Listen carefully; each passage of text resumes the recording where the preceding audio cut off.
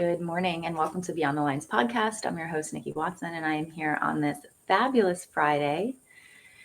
Kids are not back in school yet. A lot of people's kids are back in school, and I don't mind. I don't mind that we don't start until after Labor Day because it gives us extra time. It gives things, all the things. So thanks for hanging out today. I don't know how this is all looking here. We have a new camera. We have a new computer and same light though. So we're just sort of, let us know what you think. Like and subscribe, because that's what they say to do here on Rumble. And gotten a couple questions about going to YouTube because it's easier to get exposure on YouTube. Rumble's still a little but for various reasons, we just did not start on YouTube, and we could consider going there at one point, but we just didn't start there because you couldn't really say the things that we were talking about. You couldn't talk about the things that we were talking about on YouTube. So, yeah, but welcome.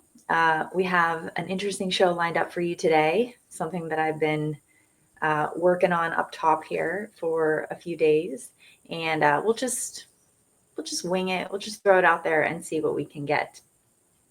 So let's go to the description of what it is that we're doing today. We're deconstructing a podcast that just was rolled out onto us basically through school board stuff, local LEA stuff. There's an organization called AASA, the American something Superintendents Association, and they're having an event or like a conference for educational leaders in DC in October, and their guest speaker, or their keynote speaker rather, is a woman, and she did a TED Talk 12 years ago. I think I followed the YouTube link, and it was on grit, which we would all agree is good and important and does what seemed to separate what the wheat from the chaff. Is that the expression? And so we would all agree that grit is really important. And I actually coined the term manufactured grit over my years as an observer of the conscious parenting movement and a participant, I think, at times, of course. Manufactured grit is because our kids do not have, the grit that we experienced was a little bit cushier, perhaps, than even maybe what our parents experienced. We've gone over, like, historically how the society has changed throughout the decades, but did we have it cushier than our parents, and do our kids in ways have it cushier? And so do we have to do this manufactured grit where we're no longer doing our kids are not going without in ways that historically provided grit, right? Okay, this like overcoming. That conversation doesn't interest me a ton right now, but I have spoken about it before, about just with the luxuries that our kids do have and that we have in certain areas, and especially with technology and phones and communication and everything like that. So in some ways things have gotten better, and in other ways things have gotten worse, right? Anyway, back to grit and back to our topic for today. So upon research, because I'm like, what is this organization, which, my frame of reference is going back 4 years. It's 2025 now, so 5 years.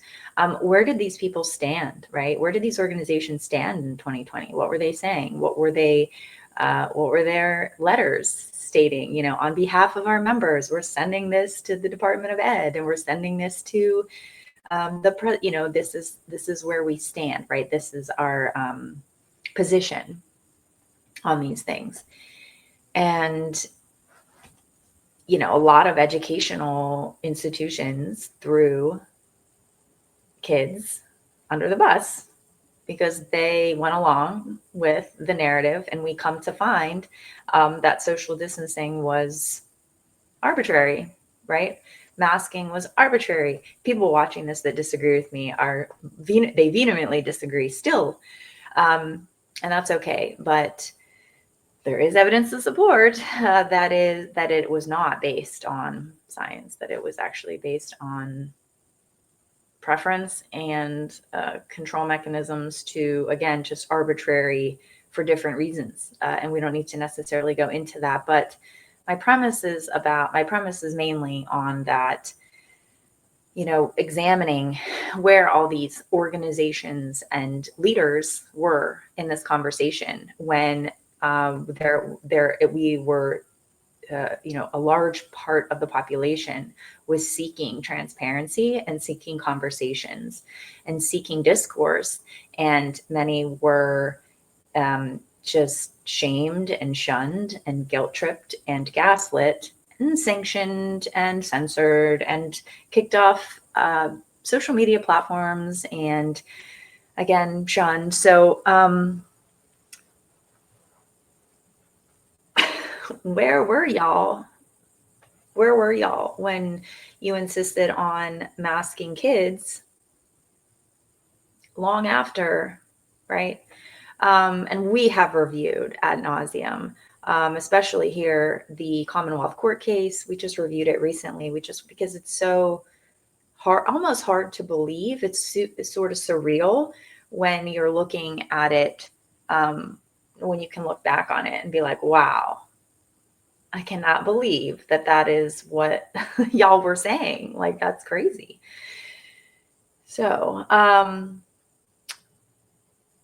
there were there's been speech problems, there's been learning loss, and it's a global pandemic, Nikki, blah, blah, blah. But some states did not do that, right? And there's argue, and again, people that vehemently disagree with this position would turn me off right now, I'm sure.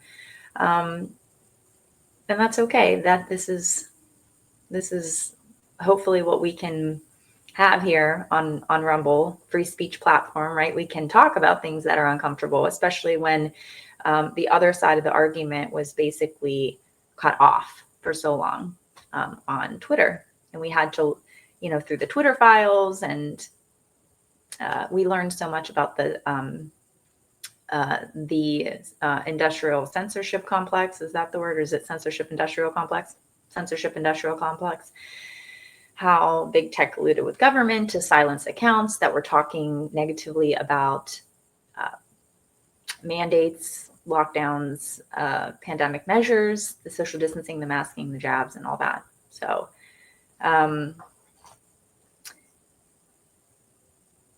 we saw what they tried to do in Pennsylvania anyway, to double down on the narrative of the mask and force kids in masks. And nobody has since pivoted and apologized for that. Nobody has said, well, it was actually our policies that we were wrong about, because that would possibly turn criminal. That sounds like sounds like you admit to a crime. So I don't think we'll ever get that apology or that pivot from the people that are still out there. So we won't wait for it, but we will acknowledge that these institutions that, again, threw kids and parents under the bus, not everybody, but enough of them in specific situations, specific areas that actually affected policy, they are now going on and on about kids' mental health and kids' education. And these people should not get a platform. They should not get to keep talking about mental health or kids' well-being or policy or pedagogy. In fact, actually, I'll be so bold to say, I think y'all take your losses and you just go on and do something else. You don't get the public education system anymore. You don't get access to the institutions anymore. However, they keep being rolled out onto us. So this particular organization is having, like I said, a conference, and the person who is the keynote speaker, again, with this thing. And I think this is also a good, I think we could take some time today for anybody who is interested in what does just general internet searches look like. You can call it research, of course, because it's, if we were in a library, we'd be looking, back in the day, we'd be looking through books and encyclopedias and references, and we're excited. But now we're just searching through the internet, right? We're just going on people's X accounts. We're seeing what people say publicly. Really, it's not anything abstract, and it's also not secret. It's not, and it's not hard.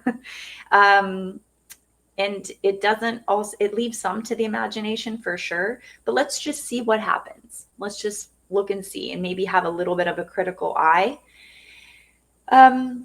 So that's what I did whenever I saw this keynote speaker, and there's a whole list of presenters. And one of the other ones that looked really interesting, we could go over him if we have time, but we'll just go over this particular woman. So I'm going to toggle between my phone and the computer here, the screen sharing, okay? Because it's a lot easier for me to use my phone than to screen share, and it keeps me in the moment where I don't have to, let's just make sure this is all working for sure. Because it's a lot. Perfect. Okay. So,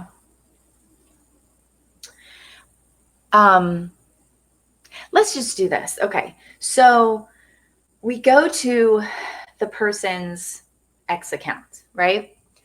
So when I went to the X account, this woman's X account, I just pulled up I just screenshotted some of her X account, or some of her posts, and we'll share them with you, just like you could do. You could just go to her X account, or anybody's, just go up into the search tab, like Brian Bartlett is. Just go, you know how to search X? Yeah, just search X. Go up in the search tab. No, I mean, I'm sort of speaking to two different audiences here right now. I'm sort of speaking to like a broader general public. And then I'm talking to people that would normally watch this show.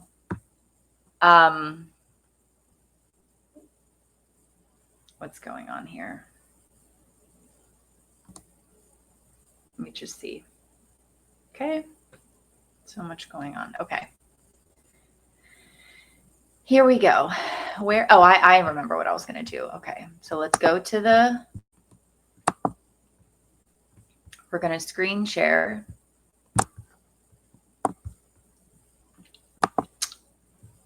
We're going to screen share.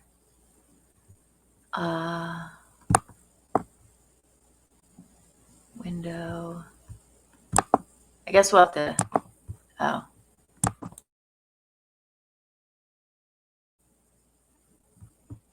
Oh, okay, cool. Okay. This is going to be easier for me if y'all don't mind. Okay. Angela Duckworth. Nice lady. This isn't anything personal. I'm just looking to see what she's posting. That's all. And this isn't about, do I want to get into that right now? Yeah, I do think I want to do a disclaimer here. This isn't about people that we disagree with. I want to make that very, very clear. This isn't about, it's important to talk to people that we disagree with. Do people do that? Where do people do that? People often do that on social media, right? For a long time, we weren't allowed to disagree, right? And so this has to do with politics as well. Okay, and education tries to stay away from politics. Education tries to stay away from politics because they try and make it be like, oh, the separation of church and state, right? We are apolitical, and we don't want to do, but other LEAs and other educational facilities are very they're getting people to vote. They're telling people who to vote for. I mean, we just watched that viral video from 2024 where that lady down in Pittsburgh Public Schools was like recruiting people to vote Democrat, right? And the mom came and was like, you can't be getting my, right? So it varies. It varies and everybody's different. And just because one school is doing things the right way doesn't mean that all schools are like that. And that's, I'm not saying it's neither good nor bad necessarily, because you could say like, well, I don't want, that's not right. But if it was like your political party that they were advocating for, you'd be fine with it. Maybe. I have no idea. I don't know. So you can't, when you're talking about presentations, and this isn't about like, two peers coming to the table and let's discuss our differences. Let's discuss our disagreeing positions. Let's discuss politics. This is about a presenter as a keynote speaker for an event that is being promoted to educators in leadership roles. Okay. So this is about me selling myself for you to come see me. This isn't about, we get to sit down and discuss our different points. Do you know what I'm saying? Like, we don't owe them. The onus is not on them. I'm sorry. The onus is not on us to explain our position or say, well, this is why I think that this X, Y, and Z, or had, even political positions.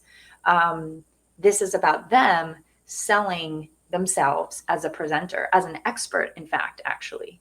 So the onus is on them. So that's why we're examining this. This isn't about like, oh, these people have different opinions or these, no, that's not what this is about. This is about examining the model and why should we, right, give our time and money and attention and focus and energy and support to engage with your content, in fact, as an expert, as a keynote speaker, as a presenter.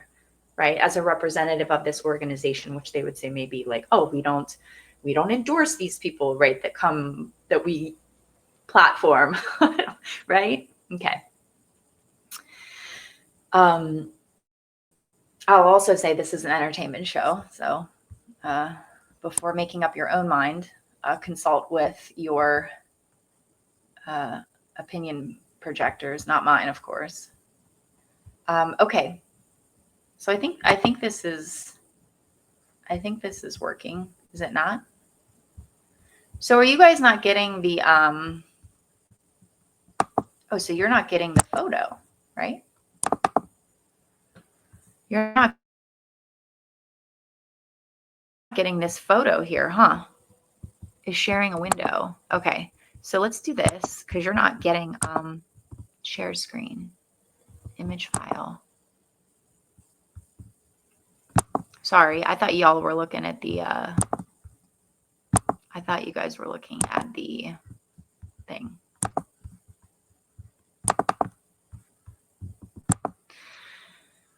Is that what we're looking at? Can you see that? Perfect. Okay. Sorry, I thought y'all were seeing the other one. Okay.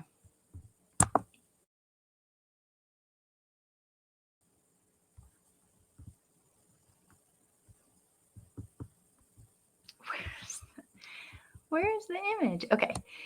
So this is her, and she says, the next time, this is just from August, right? The next time you pick up your phone with intention, cue up this conversation from the Ezra Klein Show, Zadie Smith on populists, frauds, and flip phones. It's a powerful reminder. Tech habits shape more than our time. They shape who we become. Yeah, and I would totally agree with her. But I wonder, who is Ezra Klein? Let's just look that up. Like who's Ezra Klein? Because this woman's obviously speaking at a oh, that's an ad below that from part of the screenshot. So we're just going to go to, like, who's Ezra Klein?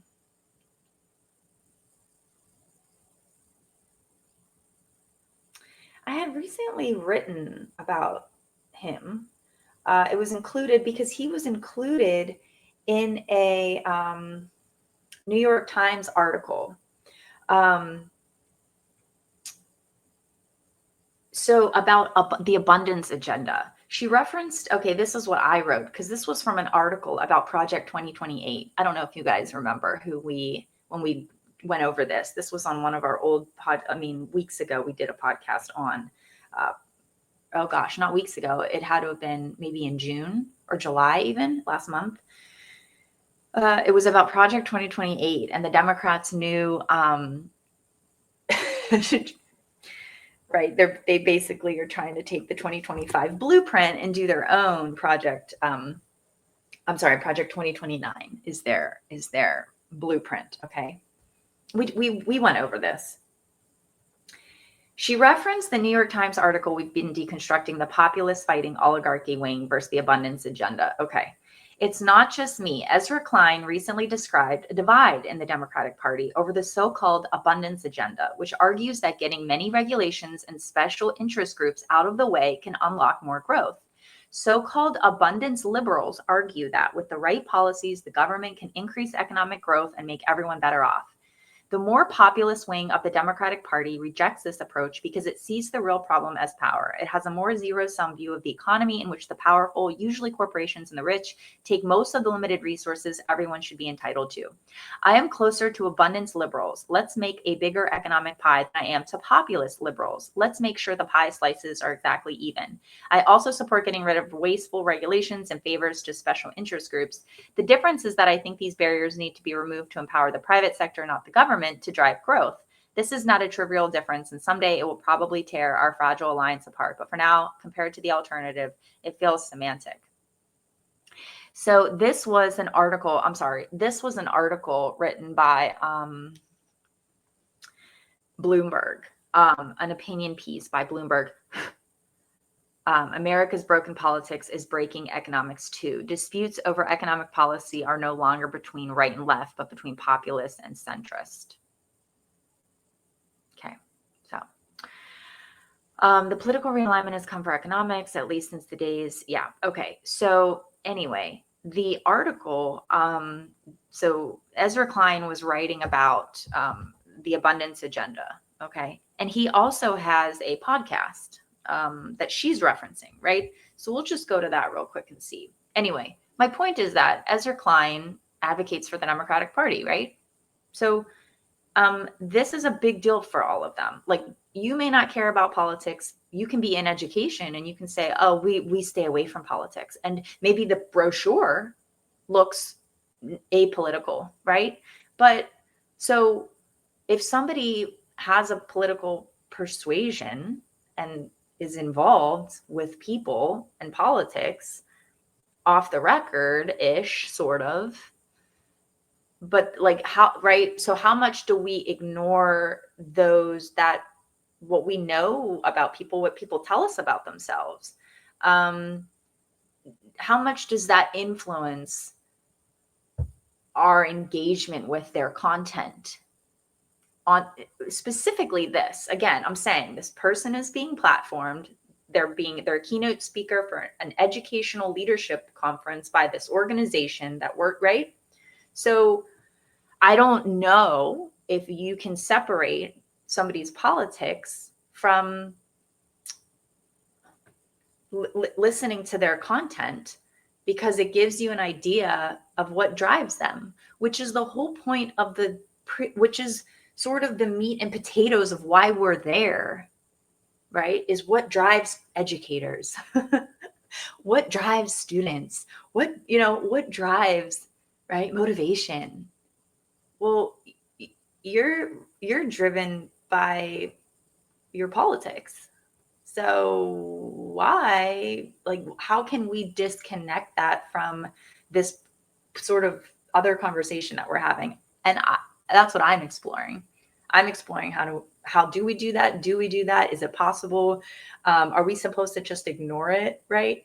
I've probably spent more time on this person just with their, X account here than maybe anybody that's attending or talked about the conference. Okay. So the Ezra Klein show, so this person is promoting, again, the Ezra Klein show. And if you go to his YouTube, it says he is trying to overwhelm you. Don't believe him. The New York Times. So it's very partisan, I guess is what I'm saying. You see, this is where the hypocrisy comes in. Is that the 12-page glossy brochure that they want to sell you as, I'm a leader in education, I care about kids, I care about mental health, blah, blah, blah. But I have a partisan perspective that cannot be separated from these larger conversations. You may want to, and in personal, here's my thing. In personal conversations, this is what I want to clarify. You can, like my neighbor, if we don't agree on politics, we probably won't talk about it because we have mutual interests, because we have other things that we, that we align on, right? What day is garbage day? Hey, what time does the bus stop come, or whatever. I'm just saying, as neighbors, you see, right? We have mutual interests, go to the same church, right? Kids attend the same school. We have, on a local level, we have mutual interests. So we are much more alike than we are unalike. And we may disagree on who we're voting for, perhaps, for different reasons. But it's not, and unless we want to debate and engage, I personally am not going to judge that person, judge my neighbor to a point where I let it conflict. Now, everybody's different. Everybody's different. And if somebody's behavior, and they happen to have certain politics, right? It's easy to be like, you know what I mean? On either side, it's really easy to, when someone's behavior is overtly, being an asshole is bipartisan, right? It doesn't matter. You can have any political preference. You can be apolitical, anything. An asshole is an asshole. And so it doesn't matter what your political affiliation is if you're an asshole, right? It's just, and I've found that multiple times, actually, where I agree with somebody politically, but like, I don't want to hang out with them. They're, argumentative, or they're just not thoughtful, or whatever, right? So I actually, it's interesting because I, have been on this journey for a number of years now. And although I can agree with people politically and have good conversations, I have a number of people that I don't think that we would agree necessarily on politics, but I'm interested in talking to them about other things. And sometimes I'll ask their opinion on something. But again, on a local level, when you have an invested interest, your kids play sports together, are business owners in this and that, you can have those conversations, you can have that discourse, and you are invested in that person, right? So it would behoove you to engage with them respectfully, and I would even say lovingly, and to understand where they're coming from. And it's not it's not like on social media where people are just anonymous, or like you don't have an invested interest in that person, right? And so that's what we're critiquing right now. Okay. I'm not critiquing this person, Ezra Klein, because I'm not critiquing him. I'm critiquing him as somebody who is a leader in an industry. And also I'm recognizing his platform and his politics as again, having a platform, right? I mean, that's powerful, being able to talk to masses of people. That's why we deconstruct narratives. That's why we deconstruct media, is because people do have platforms. And people do get their information from people like this.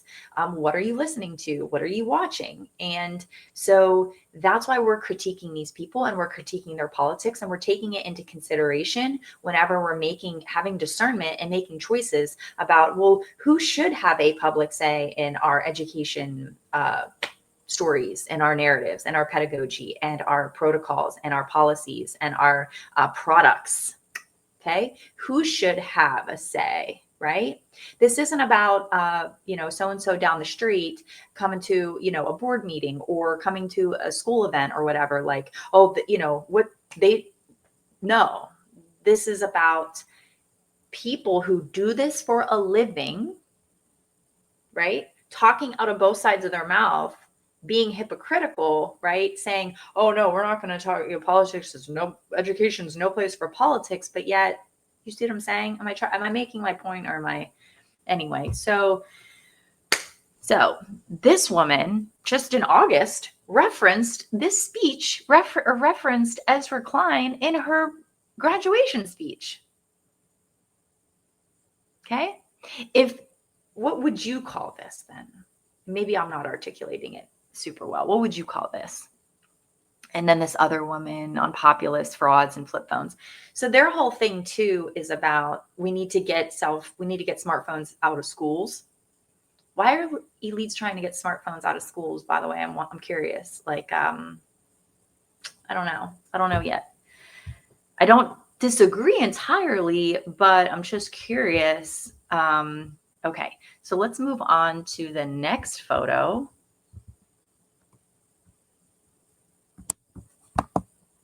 Let's move on to the next photo.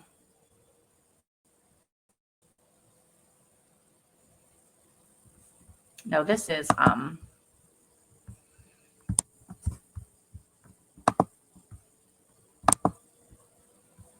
wait, is this the? Yeah, okay, good, okay. All right, we're just going, it seems like we're just going back. Okay. We're going to remove this. We're going to add another one. I'm sorry, there's really no other way to do this that I know of.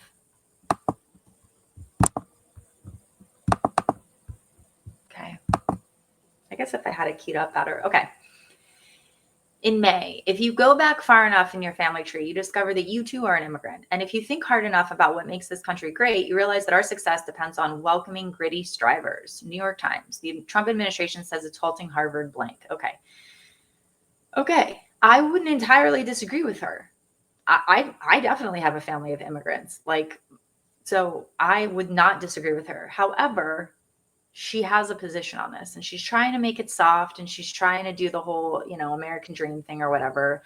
And I don't agree with everything of how the entire immigration policy is shaking out entirely.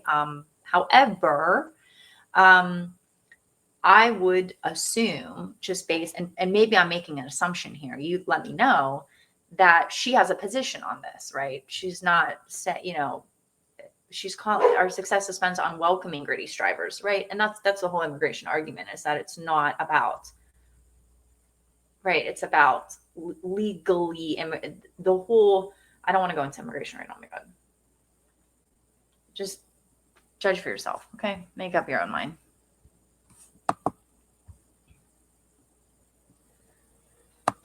Okay. I want to get to our topic for today because I did promise you that we were going, or I did write in the description, I did lead you to believe that we were going to be going on this podcast journey here, and we are still. So let's go to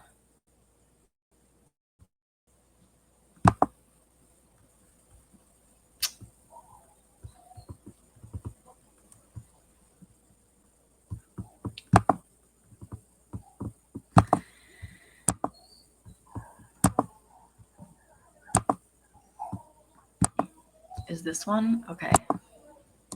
Okay. How are phones, this was from May, how are phones really impacting student mental health? This Mental Health Awareness Month, we're asking educators to share what they see every day in schools. Take 5 minutes to join the national conversation, phonesandfocus.org. Be part of the solution. Okay. So where were these people standing up for kids? Okay. I just don't know. But anyway, they're doing this thing where, she's really promoting this a lot on her X page, is this trying to interview and get a survey from educators about phones in schools, because they want to have they need to get data points so that they can put together a paper saying, hey, we have the research to support that kids shouldn't have cell phones in schools. Again, I don't entirely disagree with her, but we have to just think a little bit more. Calling all help us build evidence-based recommendations for school cell phone policies. Okay, I'm not going to share that, but that's just another one of her things there. Okay, here's one that we can share. Stop sharing. This is another one.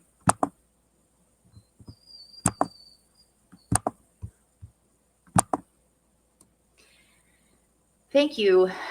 This was from March 28th, 2025. Thank you at Reid Hoffman for the fabulous gift and fabulous book. Read Super Agencies to learn more about how AI can be used exclusively to create positive change.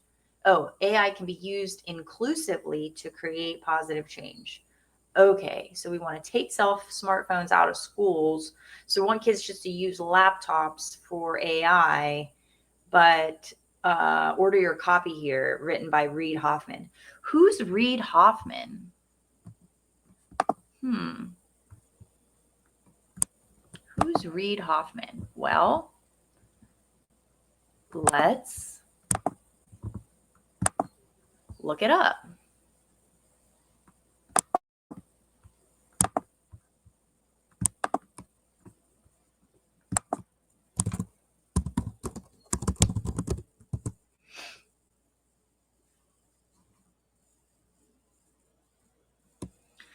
Reid Hoffman is the co-founder of LinkedIn, a venture capitalist, and a board member of Microsoft and ARC Institute. Discover his early life, career, political involvement, and artificial. Okay, he's an internet on. There he is. Just regular. Okay. American internet entrepreneur, venture capitalist, podcaster, and author. Hoffman is the co-founder and former executive chairman of LinkedIn, a business-oriented social network used primarily for professional networking. He's been an influential figure in political circles, being a member of the Bilderberg Group since at least 2011 and the Council on Foreign Relations since 2015. Not political at all, our friend Reid. He has actively participated in political funding and advocacy, contributing to various campaigns and organizations, and has been a very vocal proponent of democratic institutions and humanism and technological innovation. Okay, so not a transhumanist then, or no, what? Humanist. As of 2025, Forbes estimates his net worth to be $2.6 billion. Hey, we could end up on the same side as Reid Hoffman. I have no idea.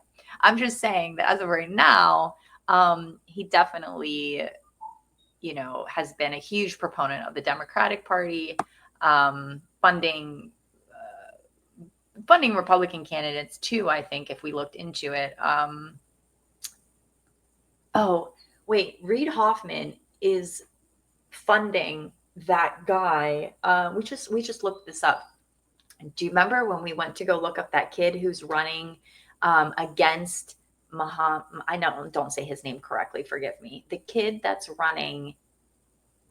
Oh, I'm sorry. There's a young kid, 26 years old, running for a New York district in 2026 against the incumbent, that older guy on the Democratic Party. Reid Hoffman is helping to fund this kid's campaign. So I'm not saying that he's, but again, we're just looking at it together and y'all can make up your own minds, right? Okay. So he was born in California. His net worth is $2.6 billion. PayPal, AI, artificial intelligence, okay, other ventures and stuff like that. What was interesting to me about him, and you can just look through all of this yourself. What was interesting to me is that he funded, did Reid Hoffman fund E. Jean Carroll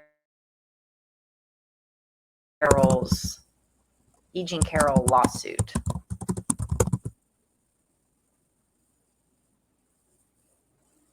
What was Reid Hoffman's role in funding E. Jean Carroll's case? Carroll's legal battle was funded by American Future Republic, a nonprofit group primarily backed by Hoffman, her lawyers disclosed last month. So I thought that was interesting. This is from 2023. Billionaire LinkedIn co-founder Reid Hoffman funded E. Jean Carroll's prosecution, alleging former President Donald Trump raped her through a nonprofit group the major Democratic donor backs. Now that a jury has found Trump guilty of sexual abuse, I don't think that's true. Some have questioned Hoffman's role in the process. Here's what it looked like. Okay. Carroll's legal battle was funded by American Future Republic, a nonprofit group primarily backed by Hoffman, her lawyers disclosed last month. Hoffman's involvement in the case came to light after Roberta Kaplan, Carroll's lawyer, disclosed Hoffman's role to the Trump legal team, who then sent a letter to the judge claiming the connection to Hoffman, a big Democratic donor, called into question Carroll's motives for suing. The judge allowed Trump's defense team to question Carroll about Hoffman's funding after Trump's defense pointed out an October deposition in which Carroll testified no one else was paying her legal fees. She said no one else was paying her legal fees. Okay. On the first day of the trial, in a since deleted Truth Social post, Trump claimed Carroll's team attempted to hide the case was financed. Well, yeah, he deleted that. One of Hoffman's philanthropic advisors said they provide third party. I get this is Forbes also, so we're just going to get out of there. Trump, Jean Carroll verdict. Federal judge ruled in August that the jury was substantially true and dismissed the counterclaim. A federal judge, Lewis Kaplan, ruled in August that the jury verdict showed okay, see, I'm getting into the weeds here. Appeals court panel rejects because this is like a hot button topic for people about this verdict and the way that this and because this is a big part of okay. Former President Donald Trump has been found liable for battery and defamation. Okay. He's been found liable for battery and defamation. Okay. So he wasn't found guilty of rape. Because I'm just saying that's okay. He was found liable for battery and defamation in a civil trial. So what does that mean, Nikki? This people hold on to this in their heart. But this is a lot of, the jury of 6 men and 3 women awarded Carroll $5 million in damages after deliberating for under 3 hours. It found the former president liable for sexual assault, but not rape, and also determined that he had defamed Carroll. I actually have a lot to say about this, some opinions and some perspective, and we're not going to get into it right now. But Reid Hoffman, why would Reid Hoffman fund this? Why would he fund this? I mean, women are actually raped and don't have the funds to go against their rapists, especially in cases, I mean, she would have to be funded, right? She would have to be funded. I mean, I'm just speculating here. This is an opinion show. This is an entertainment show. These are my opinions. She would have to be funded. Why would Reid Hoffman fund this during this time? You know what I mean? This is all high publicity. There's a lot of dirt on public people, right? I mean, you could, and the way that this was, it's just is a hard case. You know, this is like a hard situation, and for it to be dragged out and to be made so like taken to these levels. Do you think that this was not for publicity and not for political persecution? Like, do you think that this case was not used to make Trump look bad because he was running in 2024? You see what I mean? Like, why all of a sudden, after how many years, would Jean Carroll, because he was running and we don't want him to be president again, and I feel like I have to do my duty. I saw interviews with her too. Why would Reid Hoffman fund that case? Because he had a moral and ethical obligation? I don't know. Okay. I'm getting annoyed with the screen sharing, so I'm just going to show you my pictures on my phone. Okay. And we need to get to the gritty. Okay. So this is the This is the podcast that she was on that we're going to get into now. Thank you for hanging out with us today. Okay. No Stupid Questions podcast. And the tag that she has here is it weird for adults to have imaginary friends? This was on December 5th, 2024. Okay.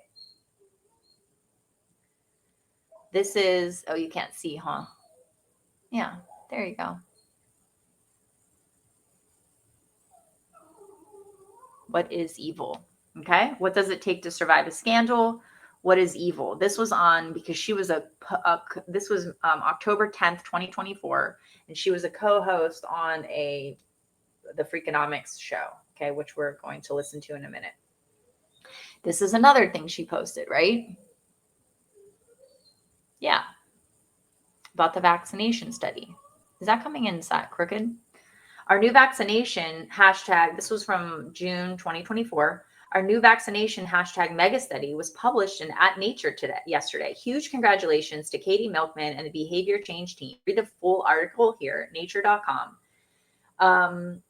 In a 3.6 million person mega study, we tested 8 different methods for encouraging COVID booster vaccinations. Find out what works. And in the abstract, encouraging routine COVID-19 vaccinations is likely to be a crucial policy challenge for decades to come. Now, remember, this was before Trump. So maybe this whole speaking is a rebrand, right? For the next Trump era. To avert hundreds of thousands of unnecessary hospitalizations and deaths, adoption will need to be higher than it was in the autumn of 2022 or 2023, when less than 1/5 of Americans received booster vaccines. One approach to encouraging vaccination is to eliminate the friction of transportation hurdles. Previous research has shown that friction can hinder follow-through and that individuals who live farther from COVID-19 vaccination sites are less likely to get vaccinated. However, the value of providing free round-trip transportation to vaccine sites is unknown.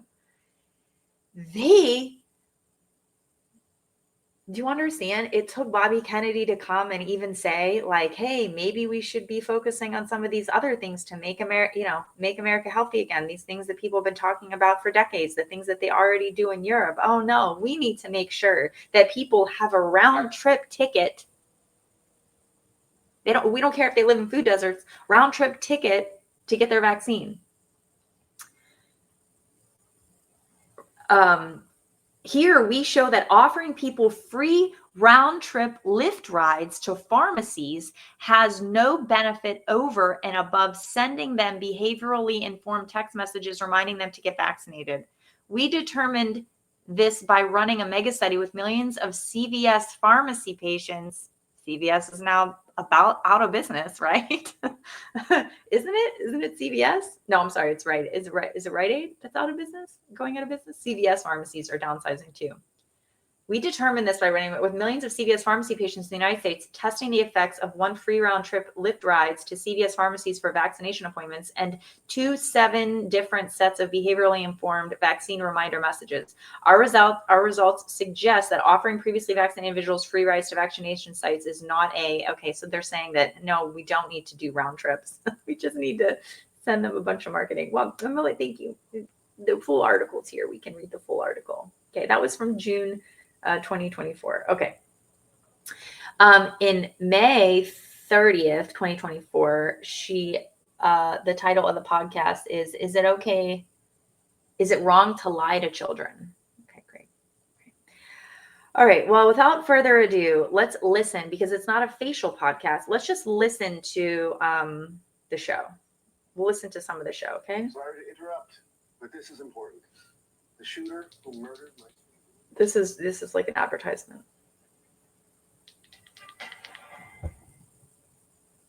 Whichever comes first, free will or your head exploding. I'm Angela Duckworth. I'm Mike Mon. And you're listening to No Stupid Questions. Today on the show, is anyone truly evil? This is a bad apple. This is a bad person.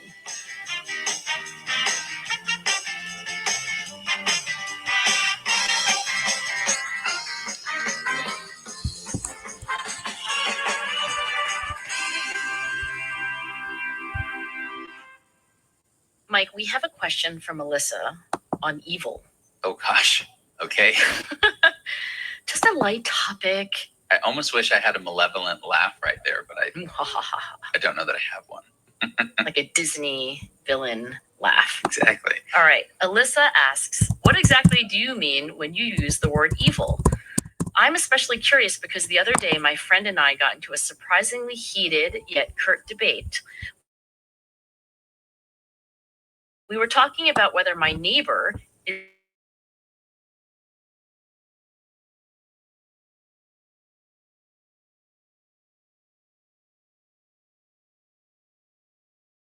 conversation. She asked, was Hitler evil? I replied, he was likely mentally ill. And she said, that sounds like an excuse. Please, Angela and Mike, enlighten me. What I'm mostly curious about is what happened in her neighborhood, because I know. this sounds like some great neighborhood drama if a neighbor is described as evil. Yeah, like what's going on? It is an interesting question. Like, is there evil? And did you read Lolita by Nabokov? No, I haven't. What? I know, there's so many books in the world. Vladimir Nabokov is writing about this pedophile named Humbert, and the little girl that he entraps and so forth is named Lolita. It's told like from the interior of his worldview. Like you really mostly see the world through the eyes of Humbert. Mm-hmm. You begin the book thinking like this is pure evil. And at the end of the book, you're disgusted with yourself because you have spent all this time with Humbert In his mind. and you feel some sympathy.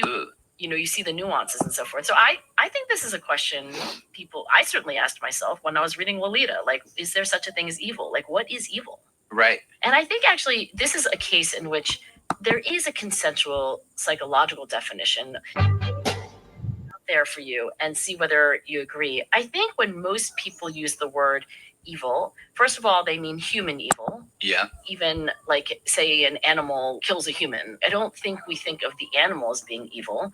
I think we think it's a uniquely human capacity. Right. I think also the definition includes harm. So lots of ink has been spilled in philosophy, but also in psychology about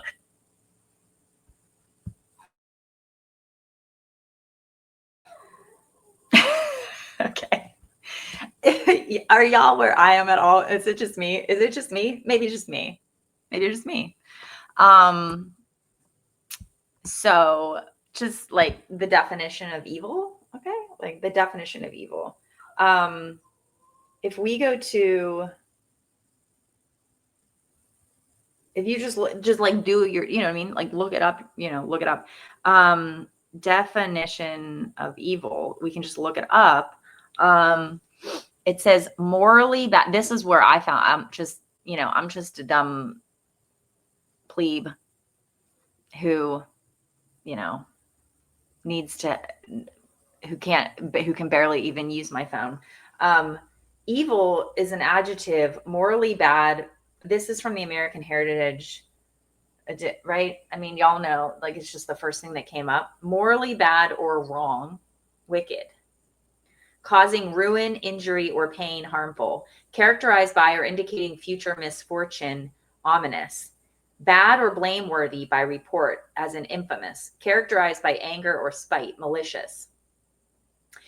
As a noun, it means the quality of being morally bad or wrong, wickedness. That which causes harm, misfortune, or destruction. An evil force, power, or personification. Something that is a cause or source of suffering, injury, or destruction. Okay? Okay.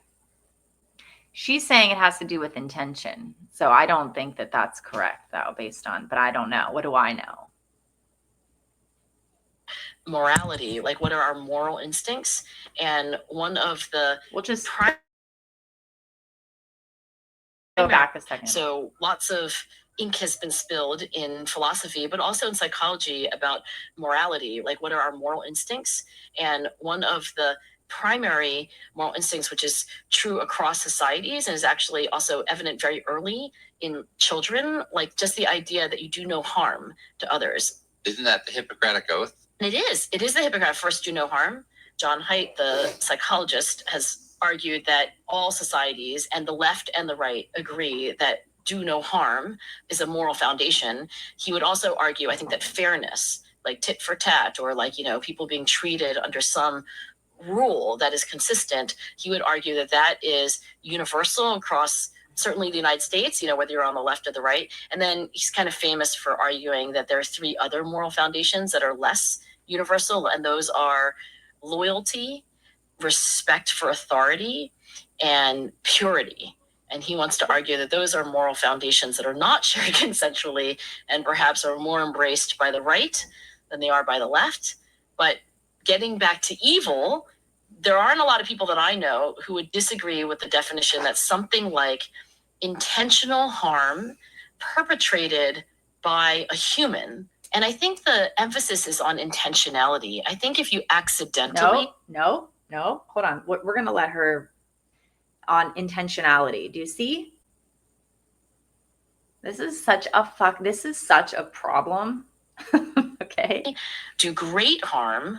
Say you accidentally set a fire, or you accidentally do something terrible with your car. I can't even name these things because now they're like making me freak out. Well, I mean, if say you're a single parent, you are exhausted, you are driving and you fall asleep at the wheel and you plow into... Well, no, because then, right, they're talking about accidents. This is so dumb. They're talking about accidents, like intent. They're trying to connect evil with intentionality as humans.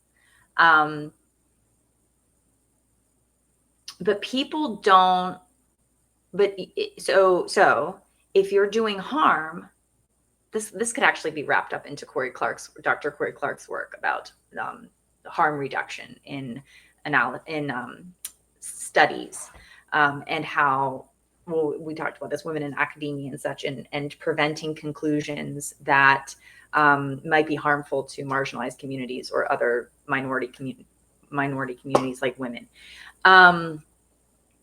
But if somebody does something and they're not aware that it is morally repugnant, or right, like if you harm somebody, but your intention is not to harm them, but they are harmed, that's a different level. There's different levels of ignorance, right? Like, so has evil infiltrated that situation? I mean, you may not be right. So they're going to actually try and go into this and try and explain it.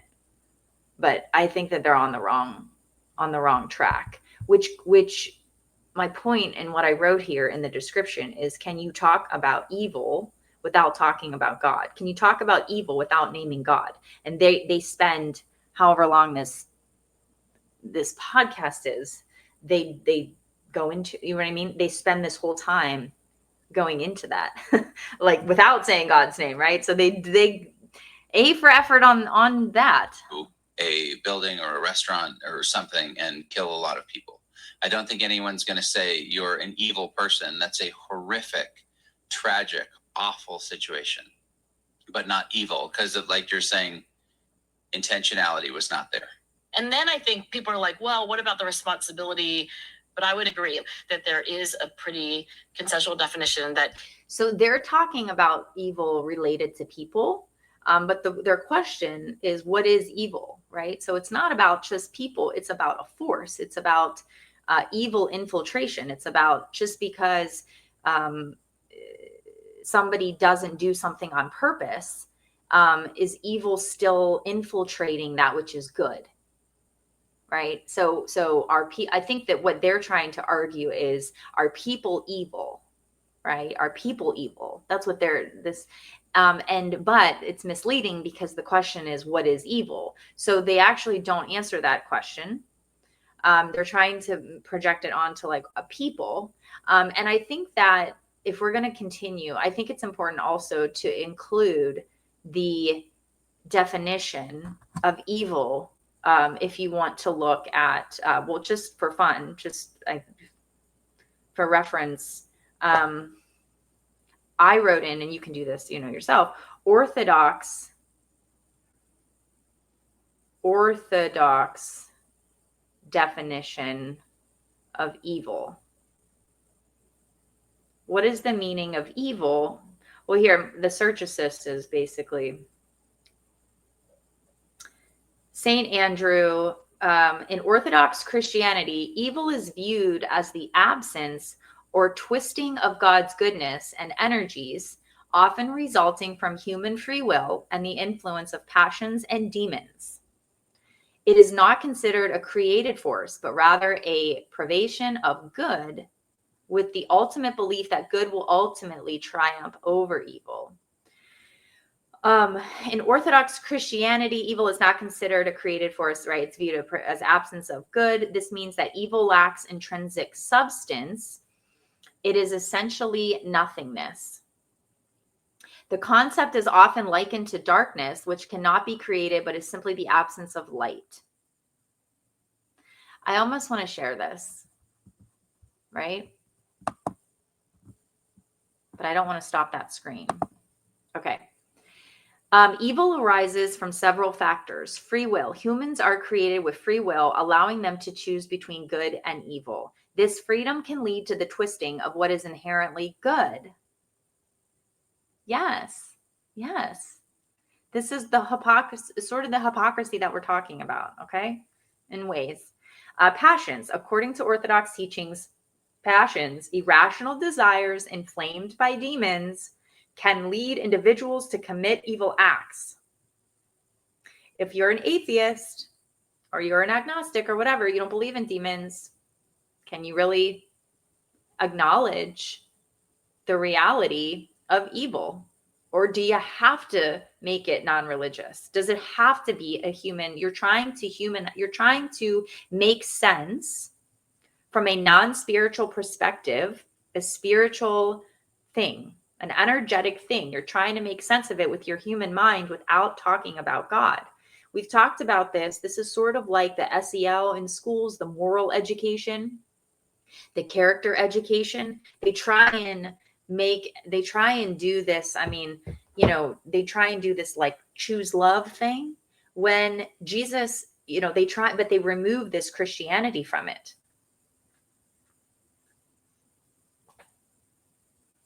The choose love, and I mean, I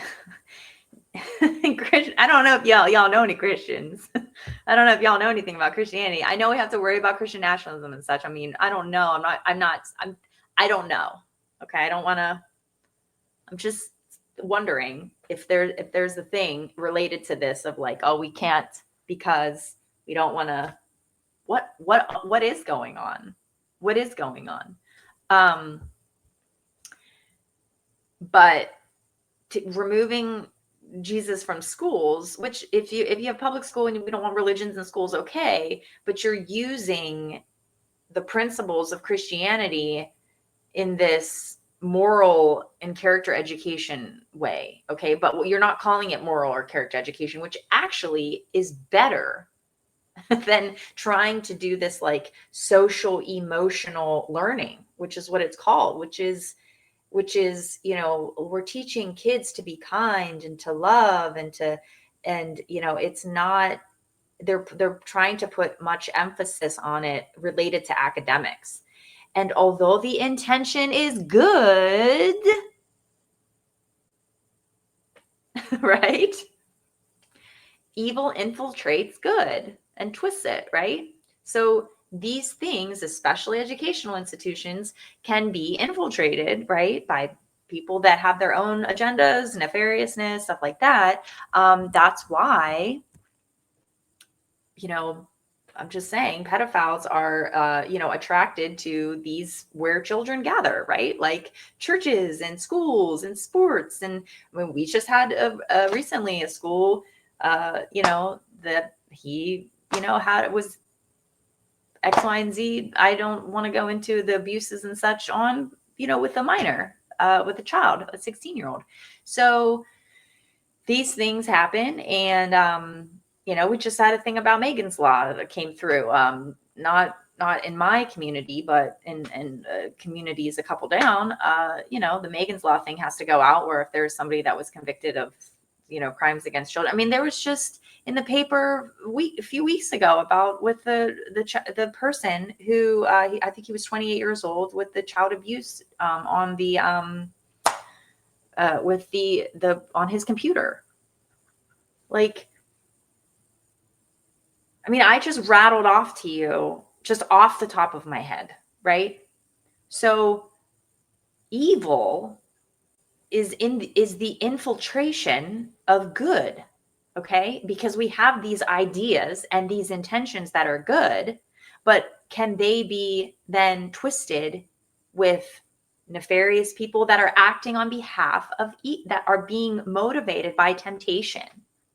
You cannot speak about this without speaking about the references from the religious and biblical perspective. It's confusing. It's chaotic. It's your own interpretation when we don't necessarily need to rely on our own interpretation. Temptation, is connected to that. So like somebody that has good intentions can be infiltrated,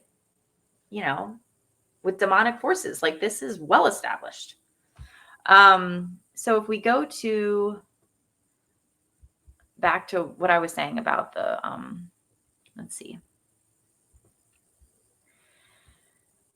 Evil is also associated with actions of demons who tempt and influence individuals towards wrongdoing. Okay. The role of God. God is not seen as the author of evil. Instead, he allows evil to exist within certain boundaries for reasons that may be beyond human understanding. This allowance serves a purpose in the divine plan, often related to the moral and spiritual growth of individuals. In summary, evil in Orthodox theology is understood as a lack of good arising from human free will, passions, and demonic influence. It is not a force created by God, but rather a consequence of the misuse of the good that God has created. This is actually really interesting, right? So we would have to go in and make sure that we're looking at a good, this is St. John the Evangelist, Orthodox Church. What is the meaning of evil? What is the meaning of evil? A blog was posted October 15, 2024. Evil in the eyes of the body of Christ is sin and moral guilt, as these are in contradiction to the will of God. God does not desire and indeed forbids evil. God does not desire and indeed forbids evil, and eternal condemnation awaits those who choose to live a life of unrepentant sin, of evil in contradiction to the will of God. So being unrepentant, perhaps, if I'm understanding this, sin began when the highest angel created by God rejected obedience to God's will in his ignorance and became the devil. It is he that inspires and influences the occurrence of sin, of evil in mankind by playing to this same arrogance and pride in each of us. What is the cause of sin? While the devil is the origin of sin and can influence us to commit sins against God, ourselves, and others, he is not the source. Many mistakenly believe our bodies are the source of sin. However, the body is merely an instrument of sin or of good, and it only becomes so thoroughly that person's will becomes so through that person's will. Then God, in his providence, uses our choices, whether good or evil, to bring about more good. Okay. And I hope that this is a good resource here. So let's just keep listening a little bit longer. It is something to do with intentional harm perpetrated by a person. So like all questions, you keep asking until you start talking about free will. Or until your head explodes, because there's so many iterations. Whichever comes first. Yes. Free will or your head exploding. This is a conversation that we will not tie up with a bow, because it's like free will, evil.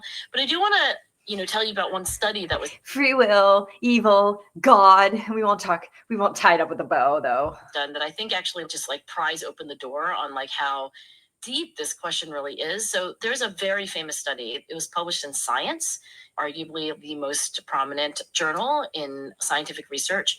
And it's called The Double-Edged Sword. It's about when judges make sentences about. Okay, I did not like that example that she used. You can watch this video on your own, about the prison sentence, about whether somebody was, their intention, like, oh wait, what did she say about mental? Hold on, let me just hear what she said. People who have done like, terrible violent crimes, if, as is often the case, these criminals have a diagnosis of a psychiatric disorder, does that matter?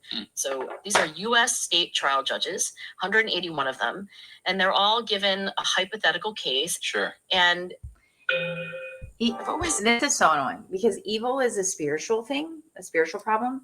And she's trying to make it not one, right? So she's like, we're gonna talk about judges. I'm gonna quote this study that was done, and these judges had to determine, sentencing based on someone's diagnosis. So now she's trying to connect mental health, a diagnosis like a mental disorder, with what somebody's crime was, and whether we should be lenient on them based on that.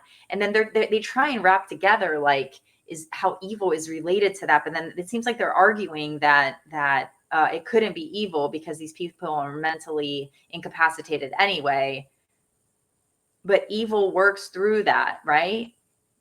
Evil works through that. So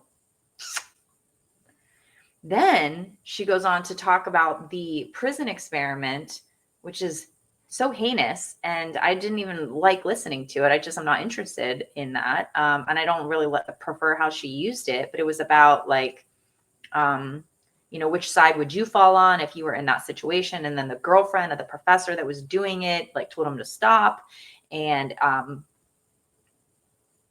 I don't know how much it actually answers the question, what is evil? Like, right? I don't feel like it was even worth it to even bring that up or to talk about it. And then she also explained that study that we're all familiar with, which is like the guy that sits or the people that sit in the room, and then they have to turn up the energy, the pulses, or the basically electrocuting somebody in the other room, and then they're like, turn it up, right? And that person's yelling, and then like right? And the authority was standing there saying.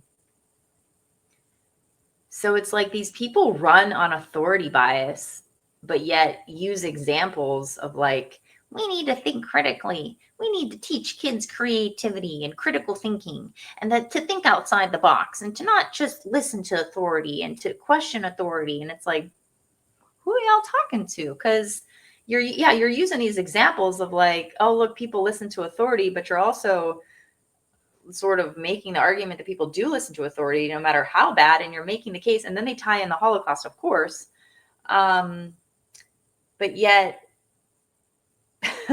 we just saw too, like, people, right, you're not allowed to question authority in certain ways, right? We just saw that, right? So what in like even so censorship and all that stuff. So just trying to follow along with what she's sort of saying, and like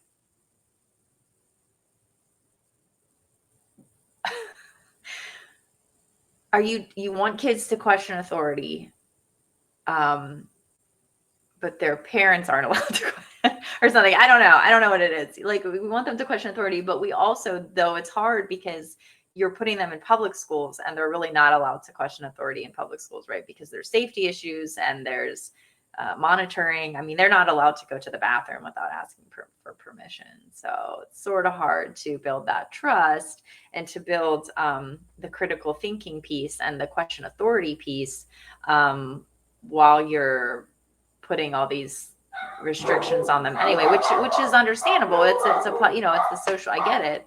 I'm just, again, the hypocrisy, I'm just trying to follow along and then just inject some sort of questions and sort of connecting the dots of where I see some flaws perhaps, or errors in what we're trying, what to answer the question, right? The question is, what is evil, right?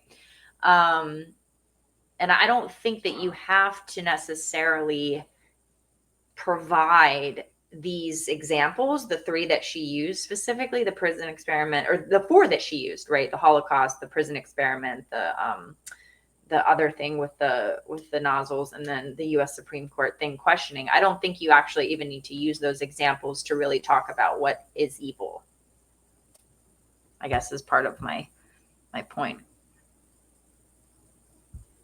Because that's not talking about, I mean, you're talking about human behavior, but you're having a hard time.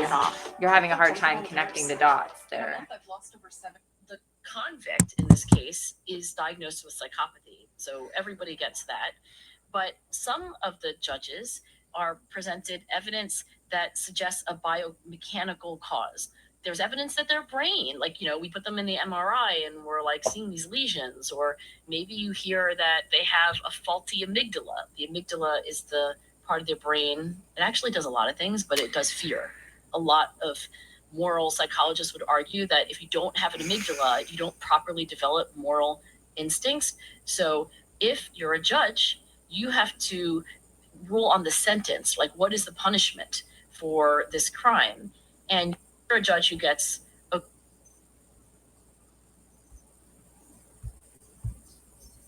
okay, this person, they did this terrible violent crime, they're a psychopath, they have a faulty brain, right? Or you're a judge who gets all of the same information without the expert testimony on the biomechanism. Okay, so just to summarize on my side, because often a judge will also get mitigating circumstances. This was this individual's childhood. They were raised in this tough situation, or they were exposed to alcohol or abuse or whatever. You're not even talking about any of this. Nothing to do with evil, by the way. Trying to make an argument that has nothing to do with evil. Yeah, I really can't even listen to the rest of this. But you can in your free time. I want to move on, though. I want to move on because I want to talk about the rest of this, of what we're talking about with, let's get this thing off the screen. I want to talk about the other things that I had listed, which is DNI Gabbard.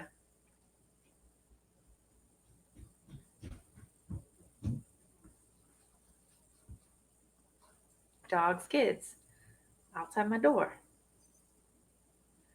Okay, where's the DNI Gabbard post? Oh my God. Okay. So much we can talk about. I actually really like using my phone because I can see what the things. Okay, let's just go to X real quick because I think that this all ties in because we're talking about NGOs. Okay, we're talking about NGOs that fund these organizations that have these speakers that present to education leaders. Okay, and what does it really matter at this point because of the cuts to USAID? And let's see what DNI Gabbard has posted recently about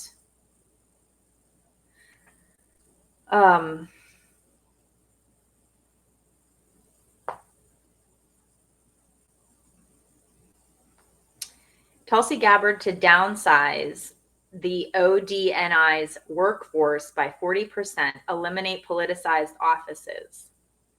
So if the intel agencies that were working on narrative messaging and narrative and paying influencers, right, all the TikTok influencers that came to the White House, I'm just, again, speculating, that they were connected to people that post things on the internet, again, also connected to NGOs that advocate on behalf of political parties, on behalf of administrations and such, related to the intel agencies. Well, Tulsi Gabbard just downsized by 40%.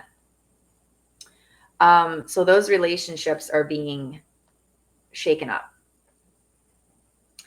A day ago, Tulsi DNI Gabbard will announce today that she is refocusing DNI to aggressively execute its national security mission, shrinking DNI by nearly 50% and saving hundreds of millions of taxpayer dollars.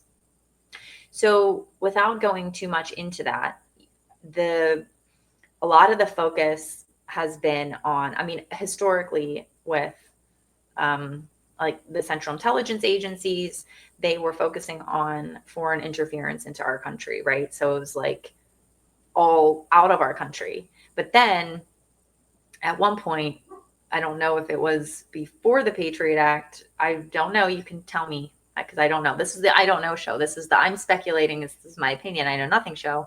That then they started to do surveillance on American citizens, right? So then they started doing like just monitoring, and that's the whole thing with like our phones and colluding with big tech and all that stuff. It's like monitoring American citizens and doing the things that they were supposed to be doing to protect our country from foreign adversaries and foreign threats. they then started doing to American citizens to monitor and, you know, like, and then there was also like agitation and stuff and manufactured things, right, that happened with like, you know, they can, you know, false flags and all that stuff. So if DNI Gabbard is getting back to doing the mission of what it was intended to be, and not targeting American citizens in the way that, and hopefully not at all, right? I mean, hopefully that is what the plan is to be moving, you know, through, is to dismantle those plots and plans and connections and organizations and stuff that wanted to do all those things. And that definitely has to do, I think, with NGOs that also participate in marketing for, you know, the jabs and stuff, and healthcare, and even you know, in education as well. So with all of that being dismantled, perhaps the tide is turning, and these, you know, NGOs are not going to be as funded, you know, and perhaps power waning, you know, the soft power of being in control of narratives and having the attention of people. And then the other thing, and then this was a day ago, so I guess yesterday. Today, DNI Tulsi Gabbard, you can look it up yourself. She says, today I'm launching ODNI 2.0, the first step toward bringing about transformational change that is based on cutting bloated bureaucracy, rooting out deep state actors, and restoring mission focus. When implementation is complete, ODNI will be more agile, efficient, and effective, reducing our organization by more than 40%, saving taxpayers $700 million per year. So it was being used to support democratic policies and stuff, right? I mean, that's when people talk about like the liberalization of the education system, you know, it's, you know, what does that mean to you? Right? And the, why did the tide turn the way that it did in support of Donald Trump and a Trump era? And, you know, disagree with that all you want, but it really brought to light all of these issues. And that's what it continues to do. All the messaging and such, it continues to bring things to light that is not the preference of people, and to like what is going on, and bringing light to a lot of things that need to be cleaned up. And this is why, this is what people voted for. And so I think that it does have to do with, again, connected to the, how it's connected to like education. And that was the thing with part of with the universities and such. I think that this really all ties together, and we may take an isolated issue like, oh, well, he's discriminating in the universities and such. And you may say like, well, that's not right. And, you know, without going into those things, you know, these universities are, if the ways that they're doing policy and not correcting things, and they're not following the standards of like what the administration is deeming as like, you know, foreign policy and like their mission, which is to promote, you know, America and the values that are here, is anti-American. What is anti-American? I'm going down the deep end. I can already hear the debate, but the anti-Americanism, what is that? Like, what is anti-Americanism? And I think that I think that debate is super important, and public discourse is super important. How do we do that? But when you start breaking the law, and it's like, well, these people, or I'll say these people are doing actions that are illegal, like defacing public property. Let's just say that. Let's just say people are defacing public property. Is that okay? No matter what? Like, does that constitute public free speech, right? I think if you're defacing public property, or you're defacing, you're on somebody else's property and you're right, like that's not right. That's illegal. So it's being enforced over here, right? Like you deface public property over here, you get arrested, you go to jail, or you are charged or whatever. But like over here, we're going to just turn a blind eye to it because of X, Y, and Z or whatever. It's just that it hasn't been the same in some cases. And I think that if we want to go on the agenda of safety and security and, less crime, and this has been judges not holding people accountable in these areas and, letting some people off the hook and letting others. So I sort of think that that's just how we got to where we are. This is the hypocrisy, and it's very deeply enrooted in politics, I guess, is the other point too, is that I'm calling out the fact that education has been, they try in public education, they try and do this, and experts do try as well. They try and separate these things. They try and like pull out religion, and they try and like pull out politics, and they try and give this like neutral, oh, I'm just here for kids' well-being thing, when there's all these other factors that are part of it. So it, to me, feels slimy, and it doesn't feel authentic, and it doesn't have integrity for me, because it's just feels like lying in a way, and misleading. But if it's only here for inspirational purposes, then, to inspire educators and to inspire different ways of doing things, I'm not inspired. I feel icky about it, because I'm trying to, you know what I mean? Like we just spent an hour and a half looking at things that contribute to me not being inspired, but feeling icky with all of this. So these are just some of the things to consider, I guess, with the educational piece, and how over the number of years, parents have pulled their kids from public school because they want to homeschool them, and they don't want them exposed to government indoctrination, and they don't want them to be exposed to these ideologies that, have been pressed on everybody for the last number of years without the consent of the governed, really. And it becoming a theology, right? With the COVID mandates becoming a theology, with it becoming a doctrine, with the ideology becoming a doctrine. So it's like, if you don't believe, right? If you don't have faith in, and you don't follow and practice the rituals, then you don't belong.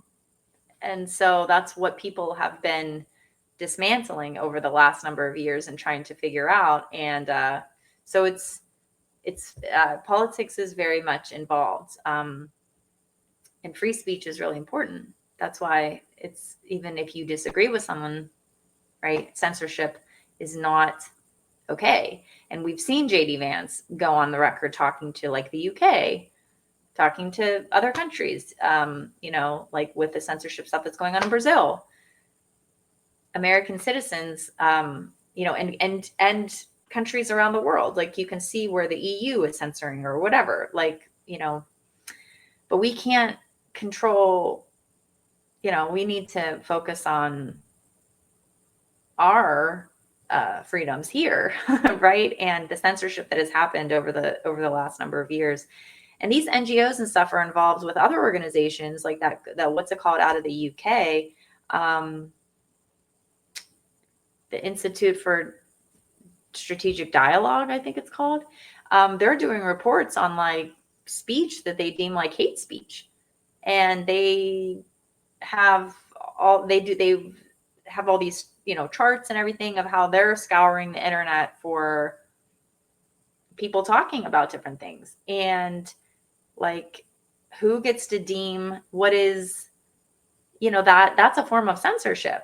And Matt Taibbi and that's not how and Michael Schellenberger, they do research on the censorship industrial complex, like Ben says as well. But that's right. And it also has a chilling effect, because people generally are good, or they don't want to do anything. They just want to live their lives. But there has to be room for dissent. But then, when is it, when does it cross the line? And I think that there are laws in place that already do protect people's rights, as far as like, when does it become not just speech? Platforms have, terms and conditions of things that you can say and you can't say. And so, but as far as it being, those are those terms of conditions, but as far as it being illegal, right, then you're crossing the line into something completely different. And the UK's definition of that stuff. And then you have these organizations that are running these reports and stuff, like implying, like targeting people. And I don't see their anti-Christian rhetoric column. I see their anti-everything else column, but I don't see their anti-Christian column. So yeah, censorship and free speech is a really important thing. And again, though, that if you're not an American citizen and you're living in America and you are actively engaging in things that are against the law, there's a difference between protesting and engaging in illegal activity, burning things, destroying private property, engaging with law enforcement. That's illegal. Right. There's so many things. And I think that the argument is that politically it has been just turned a blind eye to people that are engaged on behalf of one political party versus the other. So I think that that's sort of how we got to where we are. And part of the hypocrisy, and part of what D&I Gabbard breaking up letting go of 40% or 50% of the workforce there can help alleviate some of the corruption that has happened and some of the enabling and the funding for different organizations, not just these ones, but ones that are related to education as well. So we will see how the tide turns on that.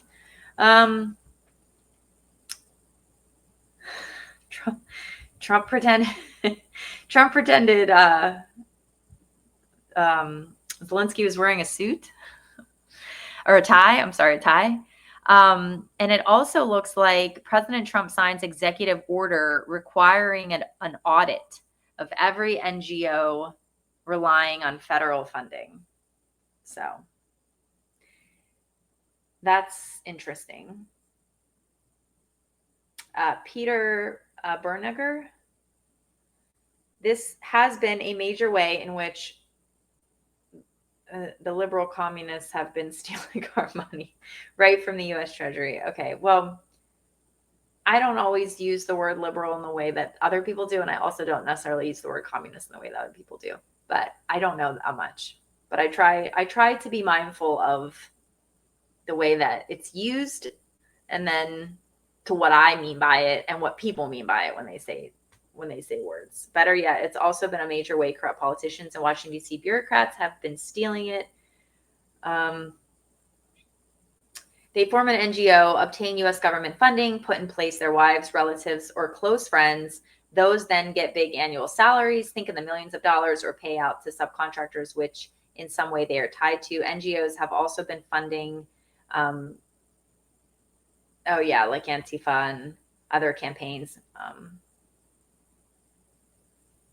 So who physically performs? Oh, this was 2 days ago? Oh, this.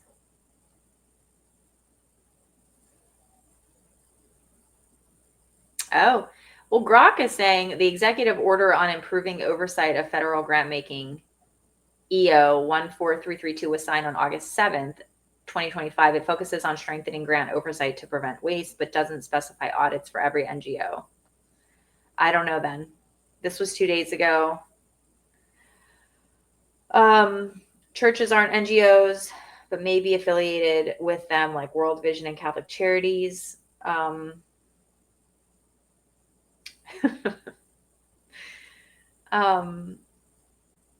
Seinfeld reference. So, okay. A lot on there. A lot on there.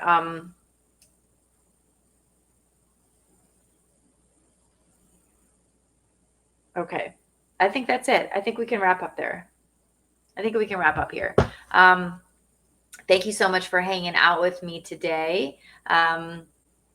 Like and subscribe, and hopefully I can get back on here again at one point. I do have a lot going on with the kids with the last of summer, et cetera, et cetera. So we'll see. But I'm really digging this new setup. I think it's working out well. The internet seems to be working out, so good for us. Yeah, I don't see any delays. I didn't see any delays, but on the replay, there could be a crap ton of them. I have no idea. That's very well could be the case. So sorry if that's the case. So anyway, thanks for hanging out. And I'll catch you next time.